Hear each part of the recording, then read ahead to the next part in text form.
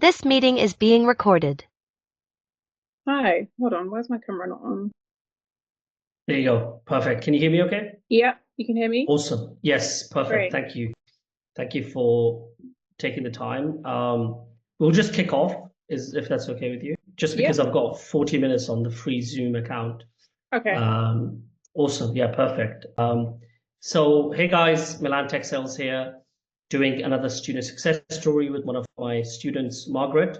If you don't know me already, so I've worked in tech sales for the last 4 years. Started off by doing an internship at Google in 2019, and then I fortunately didn't get the full-time offer to go back to Google, so I got a normal sales job in 2020, did that for about a year, and then I got back into a full-time tech sales role in 2021, working at an AI startup, worked there for about 2 years, and then at the end of 2023, I joined another AI company called Stability AI, which I've been in for the last year. And then for the last 2 years, myself and my partner, Laura Tech Sales, created a community called Break Into Tech, which is the community that Margaret was a part of. And essentially what we do inside of Break Into Tech is we help people with non-traditional backgrounds break into the tech sales industry. So we've helped lawyers, doctors, engineers, marketing people, HR graduates, students, people from the age of 18 all the way to one of our oldest students who is a 39-year-old, I believe, Melissa. So just wanted to do a quick student success story with Margaret and let you guys, see what happened from her perspective in our program. So I would love to learn a little bit more about you, Margaret. Just give everyone like a quick background information about yourself, your education. Let's go all the way back to when you were at university up until you joined into tech, everything about your work experience and the different jobs that you had before this. Okay, so hi everyone, my name's Margaret. A bit about me. I studied fashion design at university, the University of the Creative Arts. From then, I went on to an internship with Max Mara. I found myself in the retail and buy-in sector of fashion for a numerous of years, actually. So I built up my experience in sales, specifically wholesale. From then on, I went on to press, and my last recent role before I joined tech sales was a press and influencer manager for a fashion company. And yeah, that's where I was until I transitioned. So yeah, that's a bit about me. Awesome, awesome. So the majority of your work experience was in fashion, PR, and did you say a little bit of sales as well? Was it Yeah, B2B like sales wholesale, or buying and wholesale. Yeah. wholesale? Okay. So what were you selling in your job? So it was just like um fashion ranges, really, Okay. collections. So it was like wholesale collections. We're selling them to, it was like business to business accounts. So like department stores like Harrods, Okay. independent boutiques. And then with press, we were selling to just regular clients, customers from our website. Nice. I also remember when we first spoke a couple of months ago, you were working with some really big influencers as well. What was that all about? Like what were you doing with celebrities and influencers in your jobs? So I was the main contact for my company globally, in terms of getting in contact with press, media, and stylists for like, let's say, celebrity names like Sabrina Carpenter, Megan Thee Stallion. So my Nice. day to day consumed of pushing the collection to their contacts, and I wouldn't necessarily say selling, but it is still kind of selling. Mhm. The money for me, my income for me was gaining press, was gaining media. Yeah. So yeah, that was exciting. I managed to build a lot of contacts, meet a lot of new people. But yeah, that was enjoyable.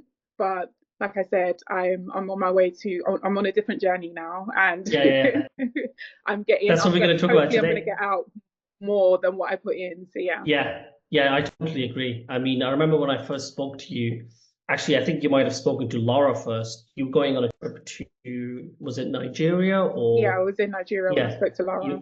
yeah. And then I remember saying, yeah, she's got great work experience. Like you've done fashion, PR, sales, and therefore we were like, really excited when you joined the community. So before I dive into some more questions about your background and stuff like that, the way that I like doing these interviews is I want to give the audience an instant like hook. I want to give them an instant result, right? So this is what I know about your success story, right? And obviously fill in the gaps where I'm mistaken. So you told us that you landed your tech sales job in 4 weeks for an SDR role. Yes. At a app development company based out of Spain. We Yes. won't mention the actual company name, that's not required. So the SDR role, sales development representative role, for people that don't know, that's the entry level role within the tech sales industry. Yeah. The base salary 45K, and then with the commission on top, you could take 55K home, and then a year from now, you could get promoted to an account executive. Is that roughly what happened? Yes, literally, word for word, that is literally what happened. So when I joined BIT, let's say, I went to America. So I missed, I would say, like 2 coaching calls. So Yeah. I joined and I literally had to travel. So when I came back, you threw me into the deep end. It was like, do your CV and let's get you applying. And then put together a list of your top 50 companies that you want to work for. And my situation was a bit different because you were like, you need to look into fashion companies, creative, look into the creative industry, as that would be an easier transition. So because I was getting like initial phone calls from recruiters with roles in risk and compliance. Yeah. And I was like, okay, this is boring. not my field. Yeah. So then we took a detour and you said you need to look more into like fashion companies. Do you have any contacts? Let's just speed this up. So I looked at companies that I could relate to from where I was coming from and my background, and added that to my top 50. And from there, it was a case of finishing up my CV and mass applying and also outreaching as well. And it all kicked off from there. And I think the company that I'm with now was probably the 5th or the 6th outreach that I had. Okay. And they got in contact with me and the process just happened within 4 weeks. Yeah, that makes sense. I think one thing we need to clarify is, what do you mean when you say outreach? So like, what does that mean? So you put together like your own script, let's say, or whether to you that could mean an email, a phone call, or nowadays things are a bit more tech savvy. You could reach out to them via DM. You could send a voice note. And this is basically what you would be doing in your day-to-day role as an SDR, a BDR. So you have to put that into practice and use that to reach out to TAs, hiring managers, and recruiters as well, and show them that baseline, I'm showing you that I can do what's required for the role. You basically pitch yourself, and just use that. If that's like your first line of contact, perfect. But if not, send your CV first. But with this company, I think I reached out on LinkedIn. Wow. Okay. Yeah. Just to clarify, right? So in the Breaking Tech program, what we teach people is that there are really 4 to 5 methods of landing interviews, even if you have no experience in tech sales, right? Number 1, everyone knows about this, mass applying, right? But when it comes to mass applying, you have to pick the right websites. So LinkedIn, Wellfund, OTE. And mass applying is good, but not good for landing the perfect job for you. If you want to land the perfect job for you, you should be building a ideal list of 50 companies, 20 companies. Once you build that list, you want to then actually start networking with people at that company, whether it's reaching out to the hiring manager on LinkedIn, or if it's DMing the current employee on Instagram. That's really up to you. We give you the scripts. We tell you exactly what to say when you cold call the company or the person that works at a company to get the interview. And then the other way is to work with external recruiters. External recruiters are the gatekeepers in this industry. 80 to 90% of jobs either in the textile industry are filled either through recruiters, referrals, or just you building a relationship with someone that works at the company and they just give you the job. That old saying of it's not about what you know, it's about who you know, that couldn't be more true. That's how the world is, right? So if you know someone that works at Google, or if your uncle works at Google, or he's the VP of whatever Google Ads at Google, he will 1000% get you an interview and probably the job as well, right? So if you don't have those kind of connections, it's your job to go and build them. And it's all good to just mass apply, but mass applying is just to get interview experience and to build your commercial awareness. And a lot of these strategies came from me doing every single one of these things. Like when I was at university, I was an immigrant from Afghanistan. No one in my family has been to university. I was the first one to go, so we had zero connections. I got the internship at Google by going through a program called SEO London, which is a charity organization that works with people from disprivileged backgrounds. So Black people, Asian people, poor people, whatever you want to say, right? They work with people like that, and they basically referred me to Google. They prepped me for the interview at Google. I would have never gotten that internship at Google, right? Everyone there was from Oxford, Cambridge. I went to university, so that's some really useful insights for the audience watching. Now, going back a little bit, we will dive into strategies in a second about getting the job, but going back to why did you even want to get into tech sales? Like, what was your journey from working in PR for quite some time, doing what you probably liked, right? Because you studied fashion. So what was the thinking behind leaving that job or that career behind and going into tech sales? So to simply put it, I think I just came to a point in my life where I realized I wanted to be in an environment where I'm putting in 10x, I'm getting out 2x. So I wanted to transfer to more of a rewarding environment where I could put in 10x and come out with 100x, and that's with the company and my own professional background myself, and just an environment where it's also more rewarding to myself and my own career journey. So that could be anything from career growth, earning potential. So yeah, I was just like, that's where I am at the moment, and that's what I want. So I just thought there's nothing wrong with testing waters. So I just tried it, and yeah, that's where I am now. Awesome. Yeah, it's basically the same answer, right? So everyone that we've worked with in our program, they want to go into tech sales because of the growth opportunities. What that means specifically is that you go from an entry-level role, SDR, BDR, to an account executive within 1 year or 2 years. And 80 to 90% of the time, that is based on your results and your achievements and you hitting your targets. And it's not really about what you look like or where you're from. Of course, there's an element of that, right? If your uncle, again, is like the VP of the tech sales company, of course, you're going to get promoted faster. 80% of the time, if you hit your numbers, you'll get promoted. If you're likable, you'll get promoted. And then from there, you go to an enterprise account executive role, whatever. The other thing is the earning potential. So I've been looking into this stuff for a long time, right? Like the average salary in the UK, you guys can Google this and verify it, but I think it's about £30,000, maybe £35,000 in the whole of the UK. And the UK is probably the top 10, top 15 countries in the world for making money and getting rich. And even in this kind of a country, it's about 35K, 30K. That's the average salary. That could be like a 45-year-old guy who has been working for 20 years and he's only making 35K. Whereas in tech sales, the average salary is like 35 to 45K with your base, commission on top, 10, 15K, 65K. There's 22-year-olds literally making that. So the earning potential is also insane. Going back to like, how did you even find out about tech sales? Like, it's not really a well-known thing in the UK. Did you go on TikTok? Did you ask friends or? So like I said in the beginning, I was in Nigeria on TikTok and I came across Lara's TikTok video.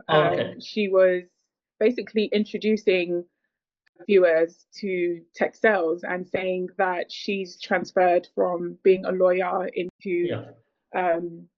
into tech sales, but in her industry as well, and how it was a smooth transition for her, and it's changed her life, and the things that she had left behind in terms of working long hours, low salary, not getting much from all her efforts, literally sounded like me. So I was just like, I like the sound of tech, I haven't heard of it before.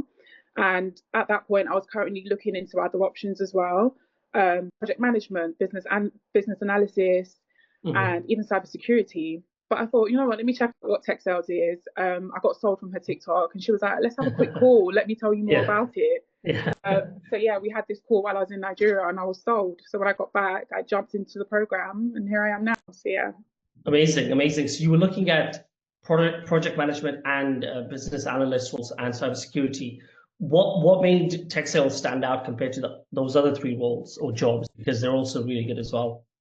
If I'm being honest, less work. Less work.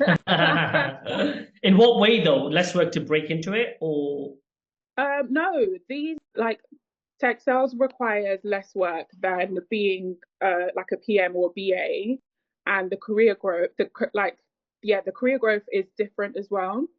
So with tech sales, like you start off as an SDR, BDR, and then you progress to an AE or AM, and it's like it's continuous. Like you're not dominant in one role.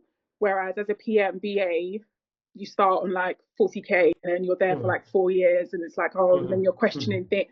I don't know. Tech sales just seemed more stable. It seemed more exciting. And then with my background as well, they were like, you're going to be hopping on calls, you're going to be emailing, pitching, and I was like, oh, okay, that's what I do now. So let's do it. So yeah, it tailored more to my niche. So yeah, that's why I went for it. Yeah, that makes sense. That makes sense. I don't know much about project management. I know a little bit about business analyst roles. Business analyst roles are really analytical. You're just analyzing data basically and pitching and giving that information to your team to make decisions on. So tech sales is completely different. It's customer facing. There's a lot of commissions involved.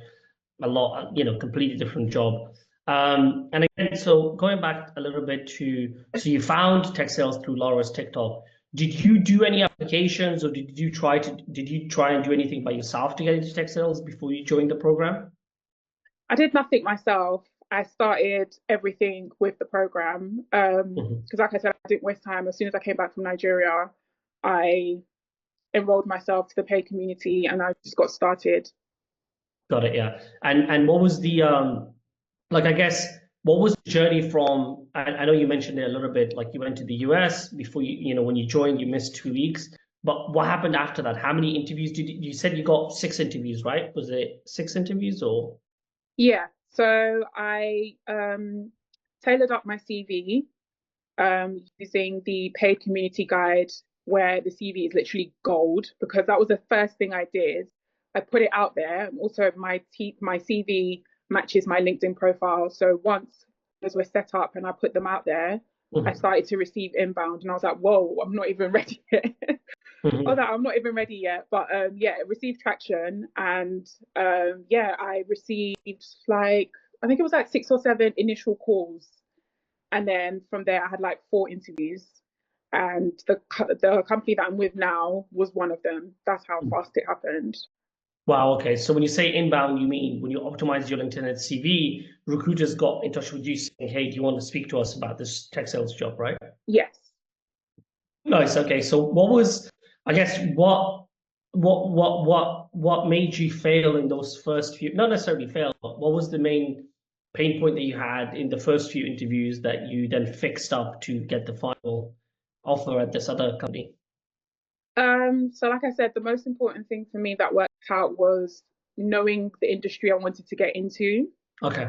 And applying to those roles. So once I started doing that, that's when I realized that, okay, if I'm using my transferable skills and coming also from my creative background, everything just falls into place. Whereas where I had some initial calls with recruiters in terms of risk and compliance, I was like, yeah, I don't know anything about that. So that's where, she didn't get back to me. She was like, yeah, great profile, but you seem more MarTech, AdTech. And that's where I am now. So yeah, it's all about knowing the kind of tech you want to do. Maybe that would help. You get people in edtech, education, and then you get some people in law. So yeah, it makes the transition much more smoother. Yeah, no, I totally agree. So basically what you're saying is, like, look at your background. Yeah. And, if you're a lawyer, look into legal tech. If you're a teacher, ed tech. If you're a HR professional, HR tech. And I totally agree. So what people don't seem to understand is that you can do a sales job in any tech company. Yeah. But when you start off and you don't know anything about the industries that you want to get into, look at the industry that you're already like a little expert in. So if you're a doctor, look into health tech and med tech companies. And then that basically saves you a lot of time because you have the commercial awareness. It accelerates the whole process. Yeah. Yeah, exactly. So would you would you say that then obviously commercial awareness is really important as well? Like knowing the industry inside out is a critical thing, right? Yeah, it's so important. And like with those with like no background or no education or experience, it's just easy to look at what interests you more, because that interest would help you with like your interviews, and then Yeah. you would know where to put yourself. So yeah, I definitely agree in saying that using your background and your skills would accelerate you. And I feel like that's what helped me, just knowing that, okay, Martech and AdTech is where I need to look, and everything was seamless after that. So yeah. Got it.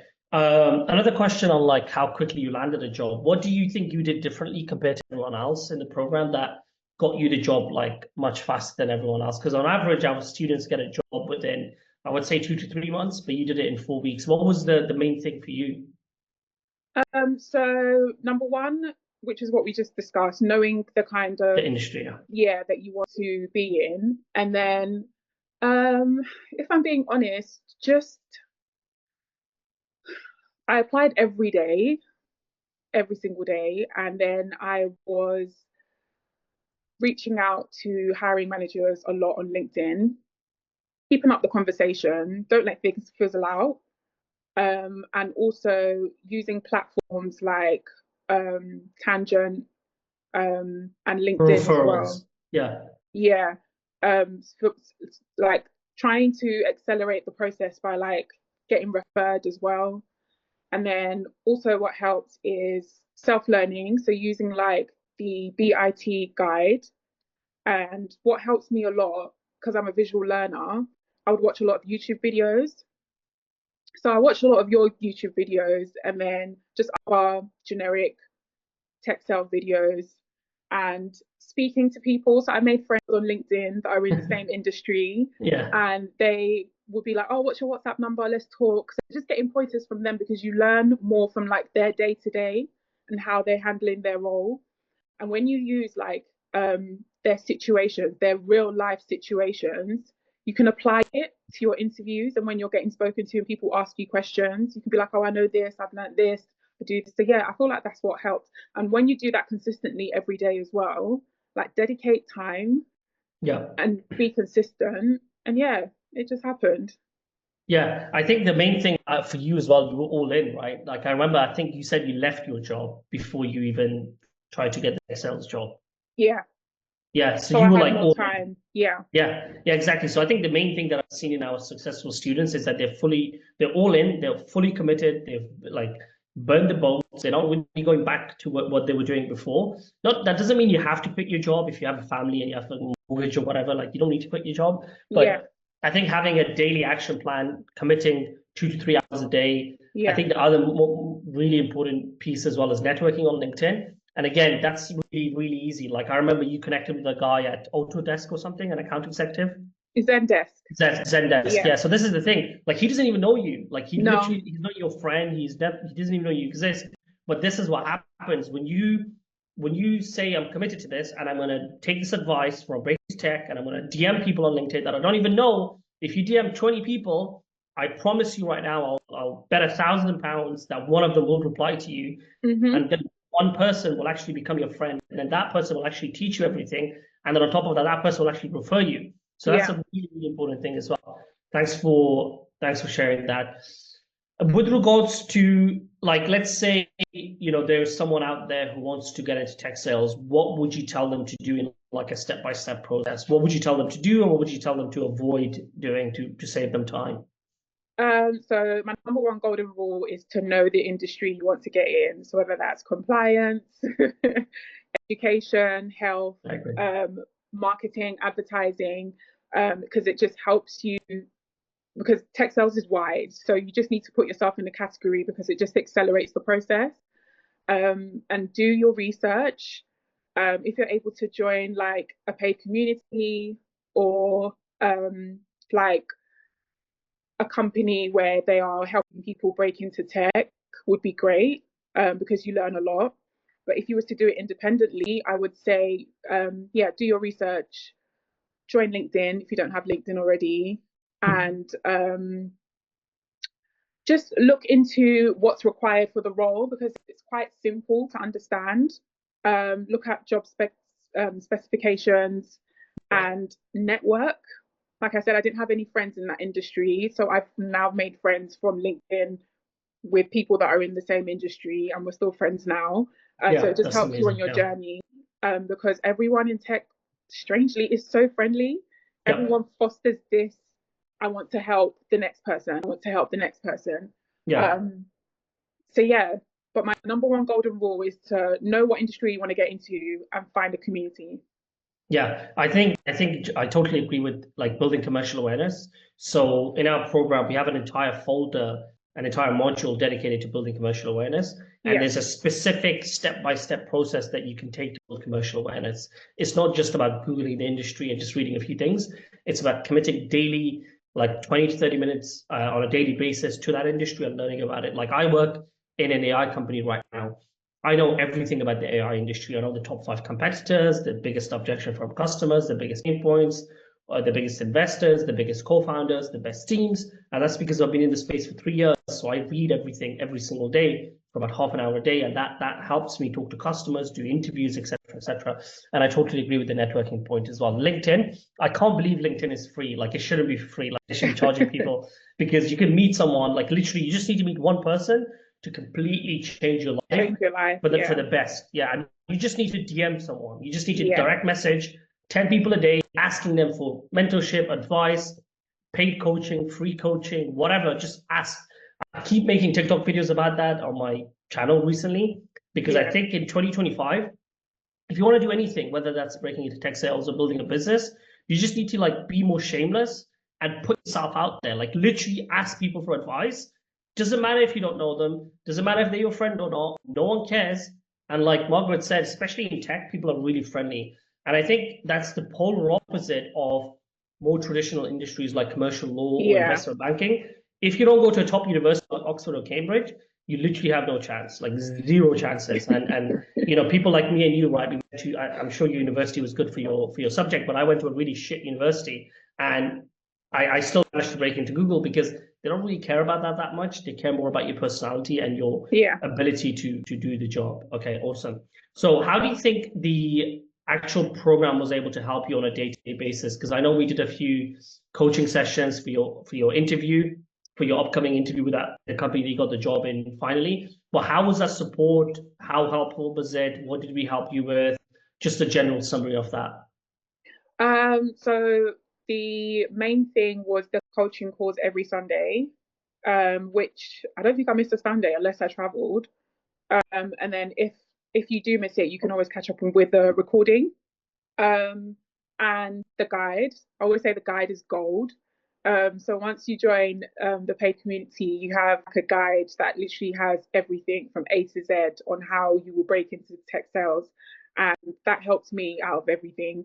You literally just have to read it and follow it. It gives you a step-by-step instruction of how to optimize your LinkedIn, how to do your CV. There's a CV template that you can use that's literally the one that gets people messaging you like, hey, can we have an initial call, blah, blah, blah.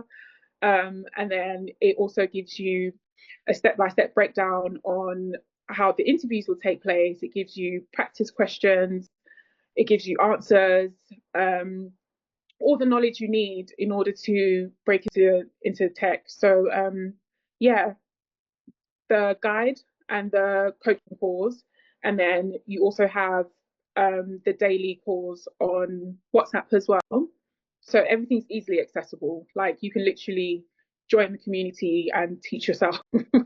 Yeah, yeah. So yeah, Awesome. Yeah, so an element of the self-paced course, the daily support calls, and the Sunday group coaching calls. That's awesome. So what's in store for you in 2025? I mean, you've got this exciting new job. Tell us about it. Tell us everything. What is your day-to-day life going to be like? Do you have to go into the office? Just tell us everything. Um, so it's a Spanish company. It's ad tech, so advertising tech, and it is 3 days in the office, 2 days at home, which I didn't have before. um, and I am an SDR, and I will be assisting my account managers with the service that we provide and that we are going to push to our clients. and new clients as well. And yeah, I'm just super excited because I start soon. So once I When do you start, start? I speak. Next week, okay. Yeah. So yeah, once I start, I'll be able to know more. Yeah. However, my plan for 2025 is to master my craft. My plan is to grow and progress within the company, and smash targets. I also want to expand my network on LinkedIn, meet people like myself in the same position, or people that I can also foster and help alongside too. And yeah, I'm just excited to see where this is going to take me. So That's yeah, awesome. that's my That's plan. awesome. What would your typical day look like? Do you know, like as your job, like what would you be doing? Um, I'm not too sure yet, because I've only just done my induction last week. But if I was to give like a rough like sales plan, pipeline plan, it's literally I'm going to be like the first point of contact to introduce the company to like new Yeah. clients and let them know about our service and how we can help their business Mhm. using our business. So yeah, Over the phone, via email, via LinkedIn, stuff like that. all of it, all of Okay, it, awesome. And is multi-channel. there, yeah, for sure. Yeah. So, if you guys don't know, an SDR, BDR, the entry level role is the person that books in meetings for the account executives or the account managers to close those deals. So they create the pipeline, the account executives close those deals, the customer success managers make sure the customers are happy, and the account managers usually upsell the customer on a yearly basis, basically. So what does the progression look like? So you get promoted to an account executive within a year, or was it 2 years, 14 months? So my personal plan is within 18 months, 18 months, okay. and they told me it can be within 12 12 to 18 months. Yeah. Yeah.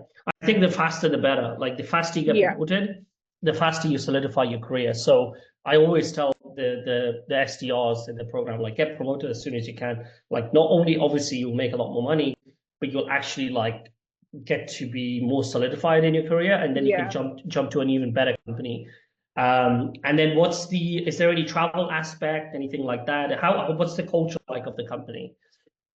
The culture is great. So the headquarters is in Spain, like I mentioned, but then we also have offices around the world, and in the US as well. They seem really fun because it's an ad tech company, so it's slightly creative. Yeah, Um, yeah, and there's quite a few things lined up for this month that I'm going to be a part of. So nice. yeah, I'm being thrown in there. So yeah, I'm excited. I'm excited to That's see how awesome. it's all going to turn out. That's awesome. Final question about that. Do you know what kind of training you're going to be provided with, or certifications, that kind of stuff? Not yet, but I'm going to find out. But I do know that I'm going to have like a training session before I get thrown into the deep end, on how their sales handwriting works and Mhm. how they like to communicate with their clients and other businesses. So yeah, I'm excited to learn. Awesome. Okay, so there will be some training, right? Usually Yeah. there's a 6 to 12 weeks training period. Okay, cool. And then I totally agree with the networking part. Like if I was you, that would be my most important thing. It's not even about being amazing at the job. It's more about like building that network so Yeah. that, when you do want to hop to a different company, you can easily do that. And then the Hmm. second thing I would advise is to continue to build your personal brand on LinkedIn. Yeah. So that could be like posting your learnings, results, customer success stories, Yeah. testimonials, that kind of stuff. I think that's going to be super key for every salesperson in 2025.